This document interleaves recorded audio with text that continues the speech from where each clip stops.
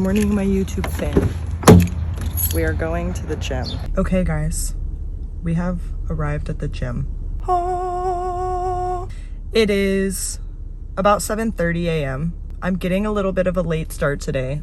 I typically don't come before 6:30 a.m. just because I'm not a psychopath. Just kidding. People who come to the gym earlier than 6:30 does not make them a psychopath. Basically, it's gonna be a quick workout today, more of like an hour-ish, but it's leg day, so we gotta go hard, guys. We gotta go hard.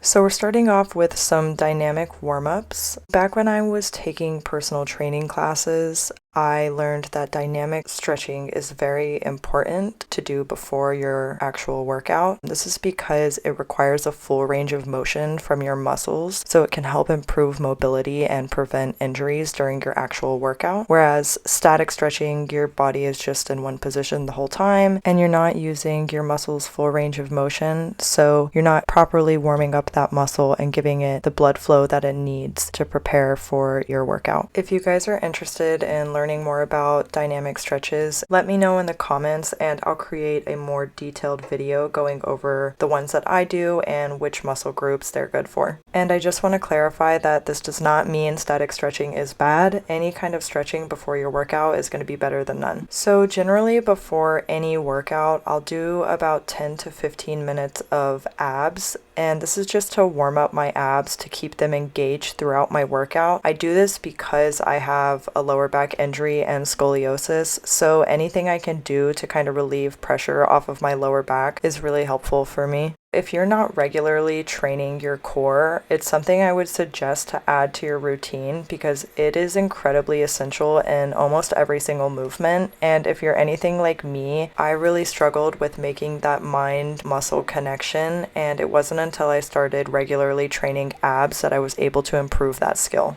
So after I finish my dynamic stretching and ab workout, I normally go into a warm-up for whatever muscle group I'm going to be working out that day. And since today is legs, we're going to be doing some leg warm-ups. It's going to be a more glute and hamstring dominant day, so those are the type of warm-ups I'm going to be doing in order to get those muscles fired up and ready to work. So for this workout, I'm starting with a lower weight for my warm-up set because if you haven't already noticed, I'm very cautious and intentional in my movements so that I can prevent from further injury. So like I said, it is a glute and hamstring day, and a glute and hamstring day would be nothing without hip thrusts. So for this movement, I did 3 working sets for 10 to 12 reps each, and it's important to be using a challenging enough weight to where you're close to failure at the end of every single set. After hip thrusts, I went into elevated glute bridges, and I'm using a dumbbell to add weight on my hips, and I don't know about you guys, but these destroy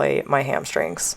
After the glute bridges, I went into weighted good mornings, and as you can see, this angle is not the best, so I apologize for that. I'm still getting used to filming in the gym and like learning what angles work and which ones don't, so please just bear with me for some of this. And again, the angle's not the greatest here, but after my good mornings, I went into sumo deadlifts, and for all of the movements you've seen so far, I did 1 warm-up set and then 3 working sets. After my workout, I obviously have to go get a quick pump check, make sure my abs are looking good and my glutes are pumping. And here's my sweaty face. Then I drove home from the gym and welcomed my animals with a quick good morning. Good morning, handsome.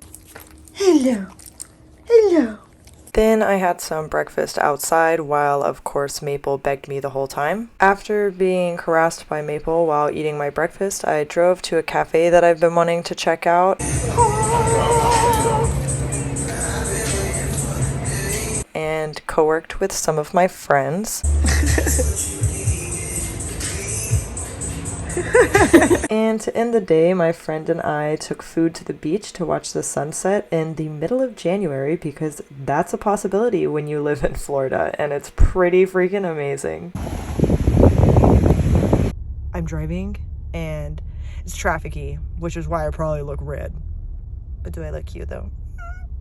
I'm single, boys. I'm feeling really weird. Psycho. People see me doing this and it's so cringe. How do you guys feel comfortable filming everywhere. Like, will it get easier? Will I just get used to this? This person beside me definitely thinks I'm strange. I border on crazy and goofy, but also like real. My friend and I were talking today about our noses because, hey, I got a big one. It's not a secret. It is very much present, but I actually don't care because one, this is just mine. It's mine. It's here. And two, why should I change it? Like, who set the rule?